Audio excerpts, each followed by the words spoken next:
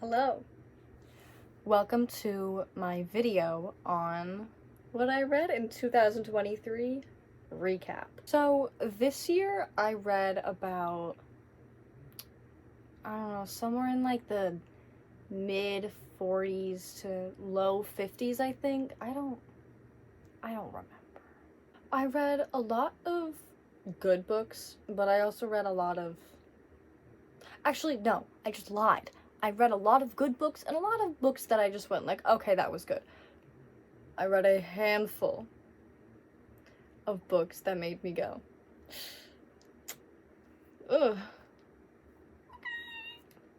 Okay. And so, before we get started, I think it would be nice to light a few candles. As seen behind me, Apollo, Hermes, and Hestia. For anyone confused, yes, I am a Hellenic pagan. Is that gonna get me demonetized? I can't be monetized yet.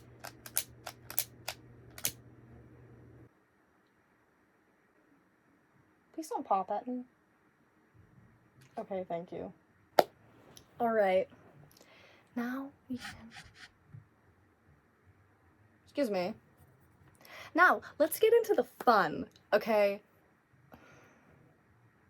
Okay, sorry. I read a lot of books this year. I have a lot of feelings, I have a lot of thoughts, and I have some pierogies. Huzzah. They are not fresh pierogies. They came from a box, and I re-microwaved them. The first book I read this year was a book called Demystifying Disability. And this was actually a really great introduction to disabilities and what it's like, and just disability justice, and the different types and versions, I would say, of being disabled. What I mean by that is invisible disability versus visible disability, and kind of like what goes into both of those things. This book was filled with knowledge, and it was a quick read.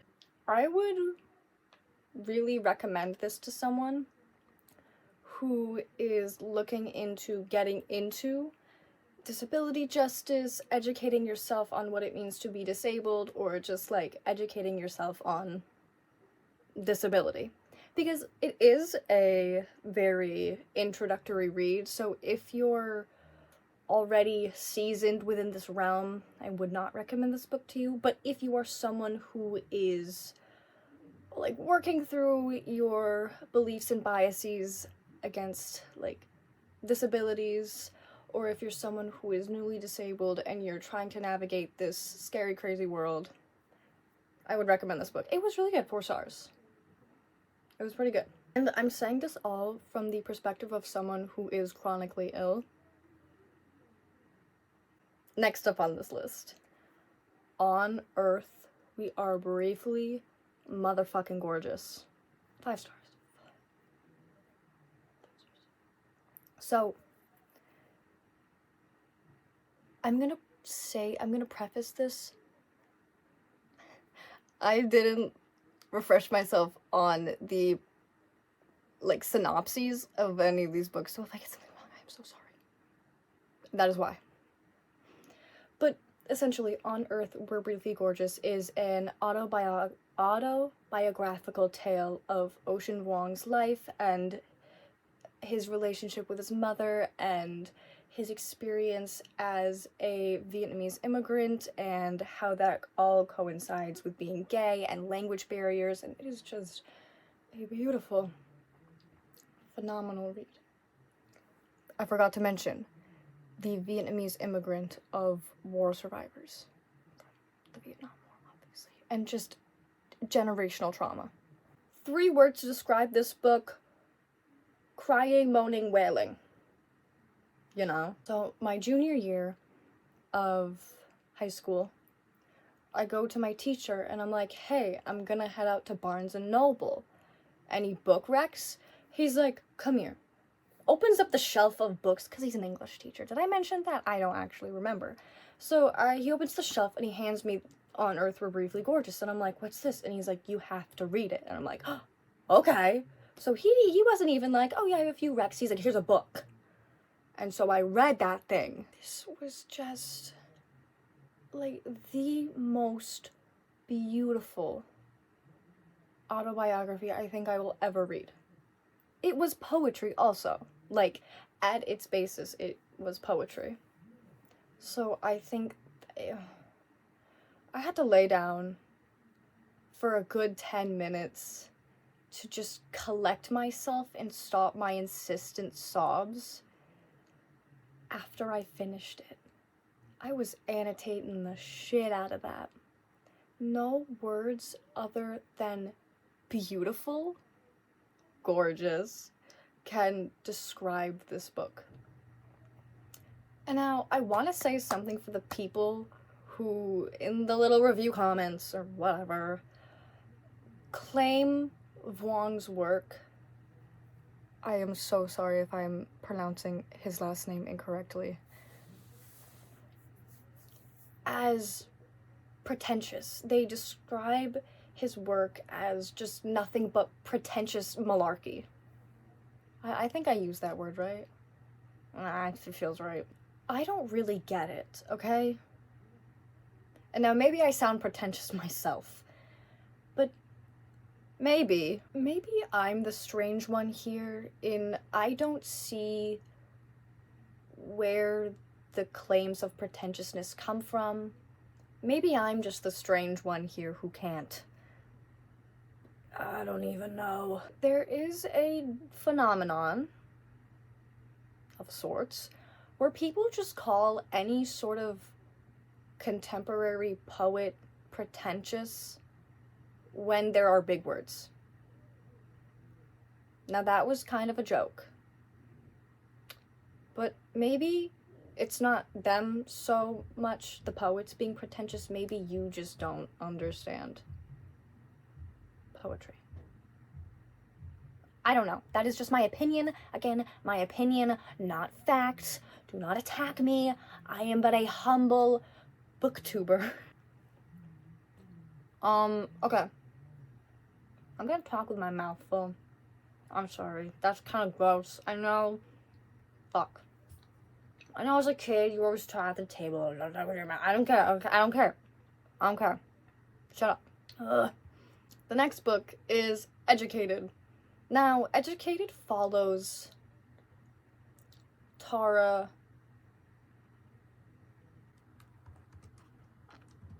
Westover and her experience essentially escaping from her extremely cult-like religious family. I had to read this for a class. That class with the bane of my existence. But this book was actually really good. It was very enthralling. The writing was very rich in detail. I felt Tara did a wonderful job, especially, you know, coming from a place of trauma and lack of memory and just not sure if you can trust your own memory, just doubting yourself completely. It was very, like, concise? Is that the right word? I don't know, but it was very clear. Like, she was beautifully crafted. It was beautifully crafted. And then come the people who think her story is fabricated. Now, I'm not here to sit and argue with you about, oh, is it real? Is it fake? I don't care. But the fact that you thought that is weird. You read a story about a woman who had just a harrowing tale of a life, and your first thought is, she made that up. Okay. Time to talk about my favorite book. Tenders the Flesh. I hated this book. Oh, I have to put my pierogi down. I'm so over this book. Okay? I'm not even giving you a synopsis because I don't remember, okay? I could not tell you what this book was about. I know, oh, the people were being eaten, blah, blah, blah, okay? Sorry, I know people praise this book, but I'm gonna talk about this later on, but there's a difference between good choppy and bad choppy in writing, and this is just awful choppy. The world building was, like, bad. I was gonna do, like, a X at worst, blank at best, but I couldn't even think. It was just bad. Ass cheeks, even. How this author was very clearly going for a critique on capitalism, how humans just suck, how the systems we've created for ourselves cause us to eat and destroy each other and just whittle away until we are reduced to nothing but animals for the system, metaphorically. But it just falls so unbelievably short, and it's lackluster, and it's awful. And so, I DNF'd this book, like, halfway through. I was like, I actually can't read this. I cannot trudge through this anymore. And so, you know, I was like, let me go to the last chapter, read it, see if I actually want to DNF this. What the fuck does "she had the human look of an animal" mean? She had the human look of an animal.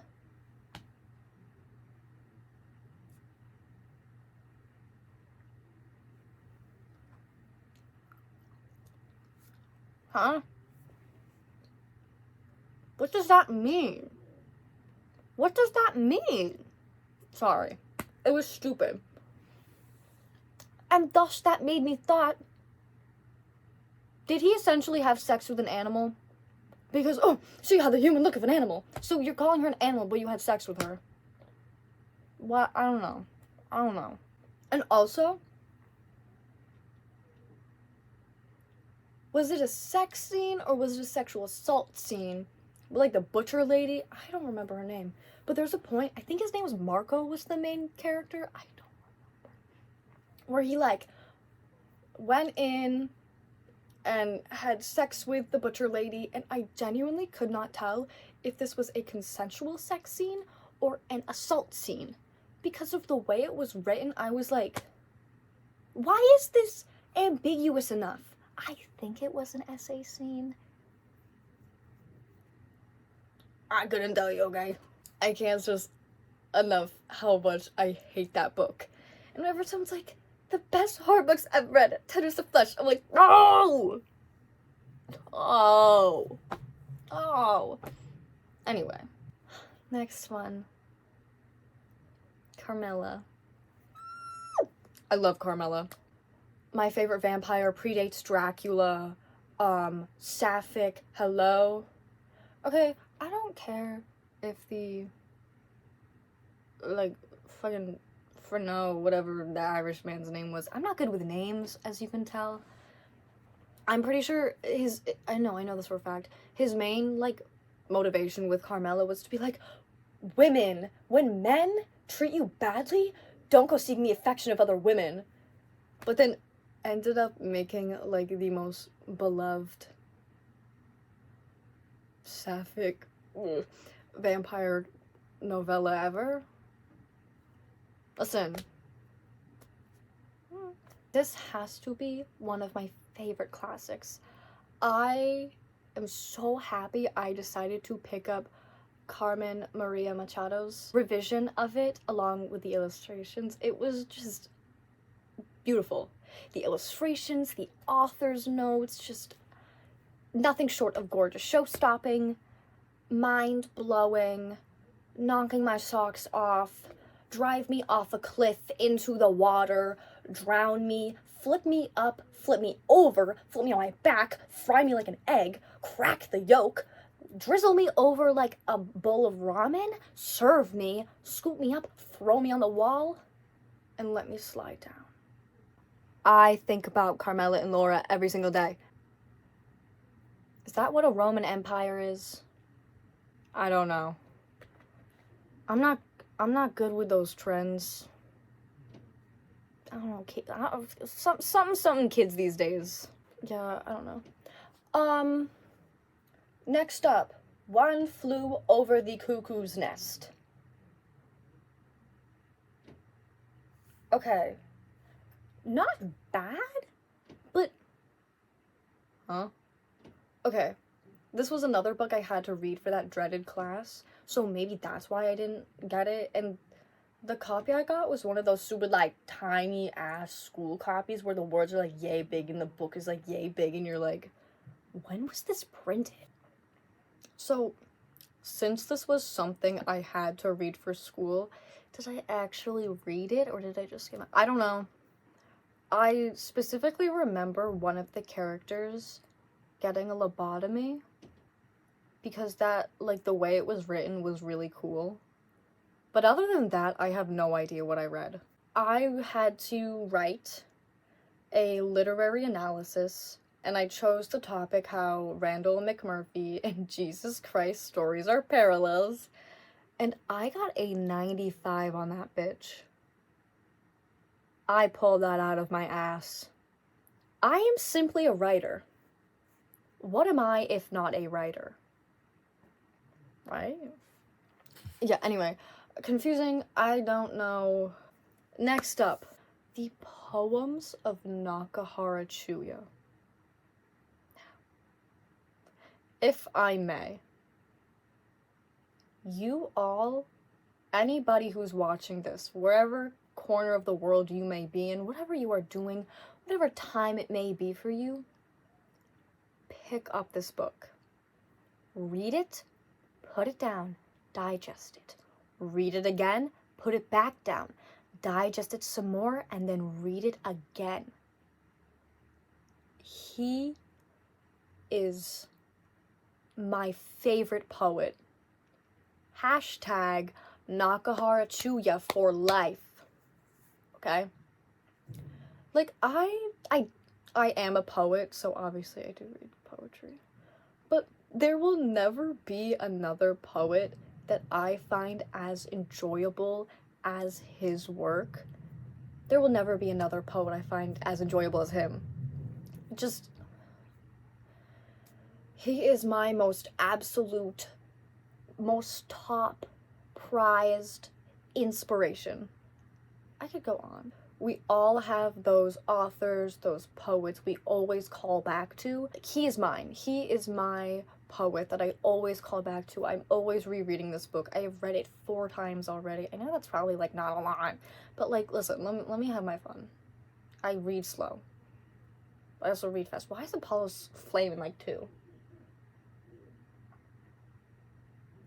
Anyway, and so... this is where you're gonna start to see my Bungo Stray Dog side come out, and I don't want anyone to think that Nakahara is my favorite poet because of Bungo Stray Dogs.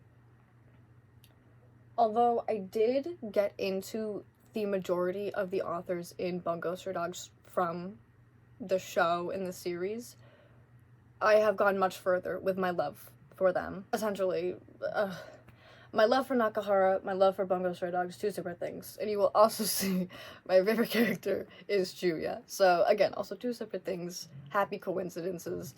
But, I'm gonna be so real with this next book, Stormbringer. Did I say Stormbringer? Stormbringer is the next book. I'm gonna be so real. I don't remember a damn thing that happened. I don't remember a damn thing.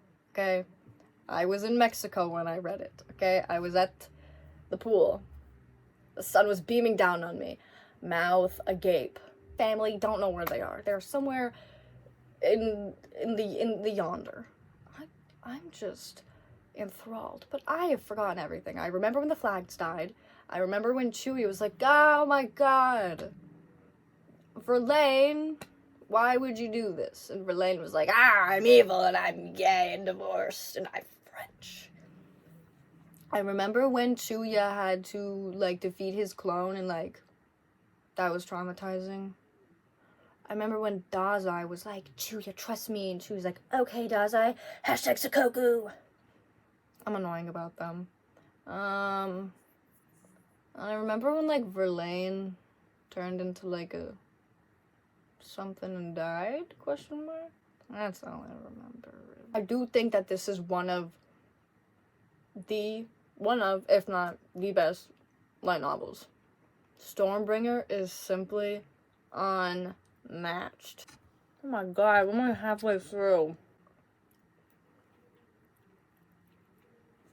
Doesn't that look appetizing? Next book, Pride and Prejudice. I really enjoyed this book. Like, I feel like Pride and Prejudice is one of those books that you either love it or you hate it. And for a lot of this, I didn't know where I was gonna be in that realm. Because I was like, it's a little hard to read for me, a lot hard to read. I really enjoyed it, but it was just hard for me to read. But I am in the group of people who genuinely love it, because it's just a fun book. It's fun. I would love to read more of Austen's work.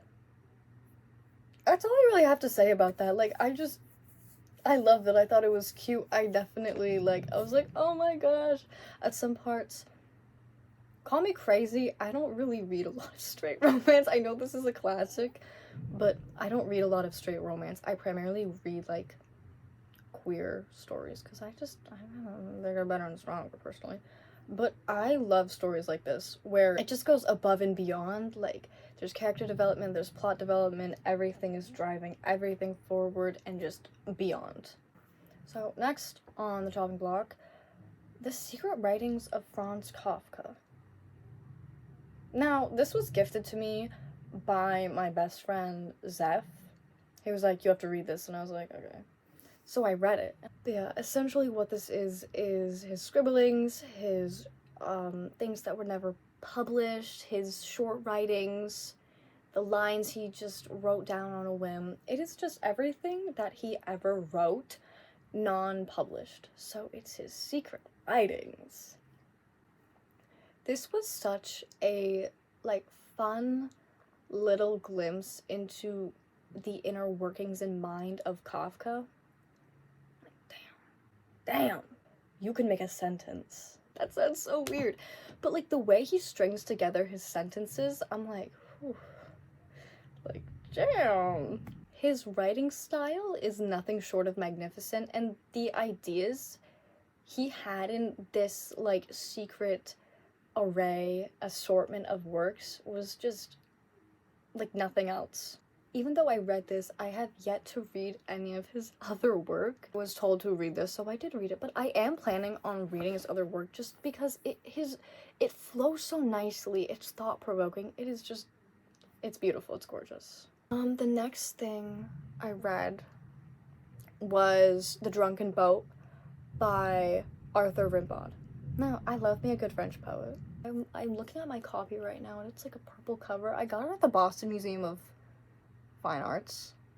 Yeah, it's great, it's phenomenal. I don't have a lot to say about this work of poetry. It was good. I like his work.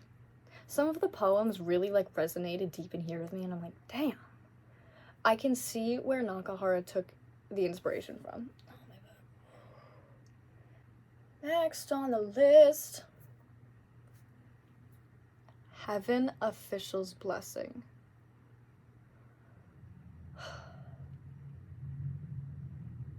Just tickle my pickle. This series, I'm not really exaggerating when I say this. It changed my life. This is my favorite series ever. It is just beautiful. Hashtag live, laugh, love, Hualien. Am I right? Who's with me? Yeah. I love Heaven Official's Blessing. I would love to do a whole video just gushing about it, talking about it, just breaking down characters, especially Cillian, because I just find his character so beautiful and so relatable. He is the third highest character I relate to. I love him so much. And I think MXTX is such a beautiful writer. I love her writing so much. It's so good. And I'm so happy that these novels were translated into English. Because I watched the donghua first, and then I was like, wow, I had no idea there were English novels. No idea. So I watched the donghua, found it on Amazon, literally one day, I'm like, whoa, I had briefly heard about this. And so I watched it, and I'm like, literally, life changed. Where do I get the first book? I was there at Barnes & Noble when the second book was released, the third, the fourth, the fifth, the sixth, the seventh, and the eighth. I got the special edition. The little doohickeys and bit bobs. Oh, I'm crazy about Heaven Official's Blessing. I have, this is my Cillian wig. Actually, oh, don't look at that, let's see. Yeah, this is my wig for him. Oh, don't look at the lace front, I'm still working on that. Yes. So, I'm a little crazy about Heaven Official's Blessing, I haven't blinked. Yeah, I love the series so much. Please someone talk to me about it. This is kind of... I read a couple volumes of the Bungo Stray Dogs manga. Primarily, what was it, like, no, not 13. It was 19 to 23. Yeah. Solid, yeah. Yeah. Everything's crazy. But, you mean to tell me I had to wait, well, almost a year to find out if Chuya was alive just for Bones to animate it in one episode, 5 seconds. Really?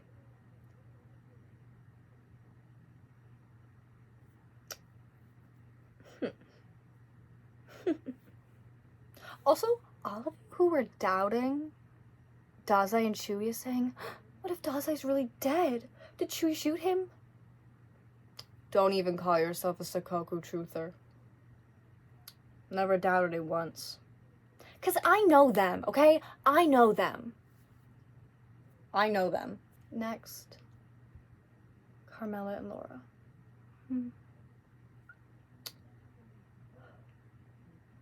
This is the only retelling ever. It is my favorite, most beloved retelling. I'm sorry to the Song of Achilles. I still love you. Don't. It is like Carmilla and Laura, the Song of Achilles. So we're like neck and neck. But Carmilla and Laura wins because sapphic vampires? Sorry. The author, Estes Simper, captured the essence of Carmilla while, like, staying true to a retelling, while also staying true to Carmilla in, like, the best way possible. It was rich, it was complex, it was simple, it was everything to me. And I will say, the sex scenes in this book, wonderfully done. Wonderfully done. As an asexual, I'm ace. So, sex scenes, just not my forte, but looking from an objective level, smut is just not usually well written. Sex scenes in general aren't well written, I'm gonna say it. They're weird euphemisms, just awkward dialogue, awkward writing, just poorly written in my opinion. But yeah, just, they're not my favorite, regardless of my asexuality or not. From an objective standpoint, they are just to note. This point of strange euphemisms and poor writing littering these kinds of scenes will come up again, so don't worry a little head off. I don't know. But never in this book, never in Carmilla and Laura, never S.G. Simper, never. Tasteful. Another Bungo Stray Dogs book. Beast. Someone needs to do a check on Asagiri, because... Well, someone needs to check Asagiri for a lot of different things, but specifically, who hurt this man?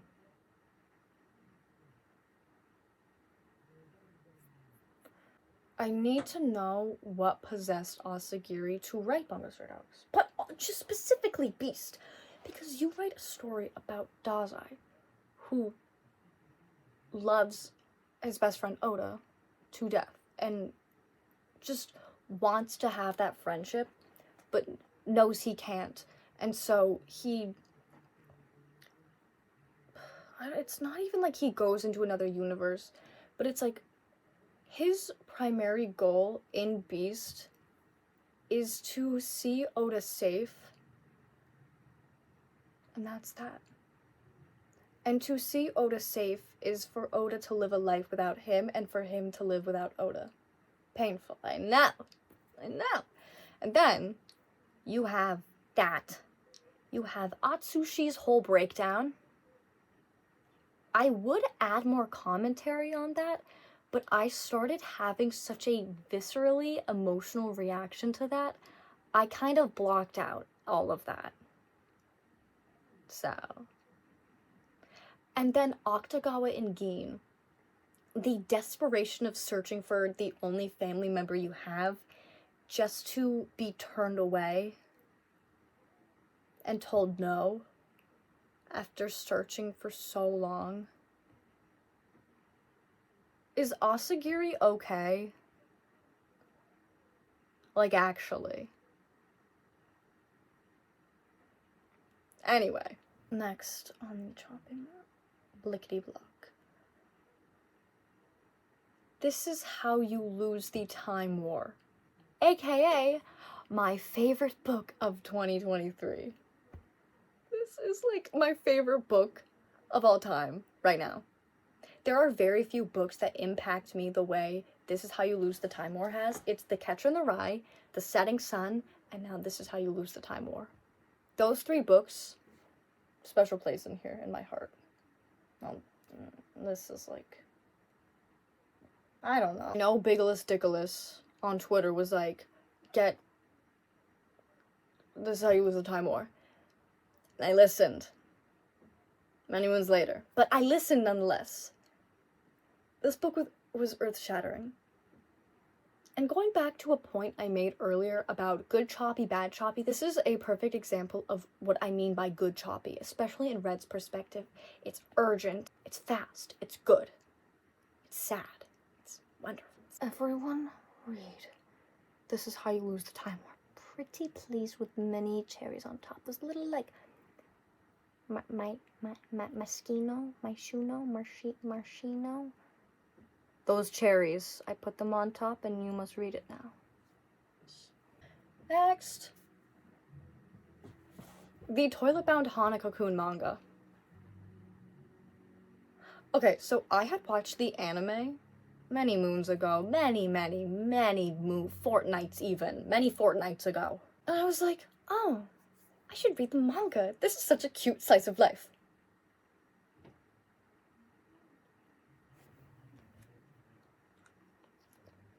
Time to take a pierogi break. Okay, it's a cute slice of life at first. Because you have Nene, and she just wants love, and oh my gosh, she has her funny friends, and her toilet ghost friend, and they go on hijinks. And then you find out Nene has a shortened lifespan, and then it just... And then you keep finding things out, and you're like, huh? In Toilet-Bound Hanako-kun, we have everything from, like, cute fireworks with friends, haha, toilet boy goes, to cannibalism, body horror, and those who are forced to come to terms with their own mortality that shouldn't be forced to, aka Nene, aka Hanako, aka like the whole cast. Whatever. And then in the middle of those two things, we have Tsukasa. I don't know how I feel about him. He's just there. I'm like, Tsukasa! Oh, he's so cute. That little guy with his little eyes and his little mouth and his little evil. Yay! He's orange. Yay! This manga series is honestly such a delight and charm to read. Like, if you like things that start out really happy and cute, but there's that, like, underlying sense of dread, and then it just, like, dread fast, this is the perfect series for you. It's really deceiving because it's so cute. Like, it's so cute, and then you realize everyone's gonna die. My brain chews on this very nicely, and I have a good time. Very excited for the new chapter to drop. I need to know what happens next. I can't do suspense, okay? The only thing I am like, I don't know how this is gonna end. I have my theories and I don't like any of them. Okay, theory. If you don't want to hear a theory, scroll. Fast forward, use that little button. So we know that Nene, her fate was going to be extended because Hanako knew that blah blah blah blah. So her fate is ending up the exact same, even though they went through all of that stuff. So she is going to die within the next whatever. There is stuff that alludes to the fact that she is going to change her fate. I think she's gonna kill herself. I think she's like, since she knows she's going to die, she's going to be faced with a situation where she wants to take her fate into her own hands, simultaneously being the second person known to change their fate and kill herself. Because I honestly think that she was intended to die in a more, like, mundane way. Just something that could happen to anyone, like a car accident, just a freak accident, something that could happen to anyone. Like, she wasn't inherently special for that having happened to her. But I think she's going to make her death special because she's going to take it into her own hands. I love Nene. Okay, don't get me started on Nene. And Hanako, don't get me started on Hananene, please. Actually, do get me started. I love that. Next is a lovely little book called An Education in Malice. I can't even get angry. I'm pausing it here. Hi, it's another day as I'm recording this section, but I literally could not, did not have the energy recording the last section to get angry over this book, but now I do, so I'm gonna get angry over this book. So I received an ARC from NetGalley, and I was so excited because I love Carmilla, right? I don't know if you can tell, I'm a Carmilla fanatic, but I was super excited because I love Enemies to Lovers, I love Dark Academia, it was based in New England. I loved everything the book was saying it was. And then it fell flat on its face completely. It fell so completely flat. Now, I think this book is a part of a series, duology, whatever. Dowry of Blood was the one that came before it. This one is An Education in Malice. I have never read Dowry of Blood. I was going to. And I was like, oh, this book is by the same author. Let's see, like, how I like their writing style, how I like how they construct stories. No, I'm not reading A Dowry of Blood. And I don't think I'm ever gonna read something from this author again. Because it simply was not my cup of tea, and I felt it to be severely lacking. I gave it 1 star. Here's my Goodreads review. Was quite a scathing review, if I must admit. I was so mad. This book makes me so mad because it has the potential to be so good. Also, slick folds. Slick folds.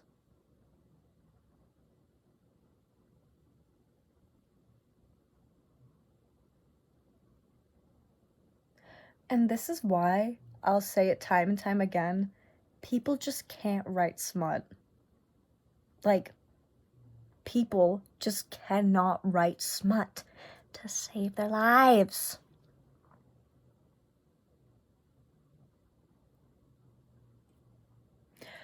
Because, like, this isn't a new phenomenon. I know people do weird euphemisms all the time, but fix it. Don't do it. Don't do it anymore. I'm tired. I'm sick and tired. You people cannot write smut to save your lives. Yeah, but that was An Education in Malice. And that was the last book I read, unfortunately. Okay, back to the conclusion. Alright, thank you so much for watching. I really appreciate it. I hope you enjoyed my very enthralling, I know, enthralling, I'm very funny and beautiful. I hope you enjoyed, my very enthralling video on what I read this year. I love being a booktuber. I love talking about my books. I love talking about books. Thank you for watching. Bye.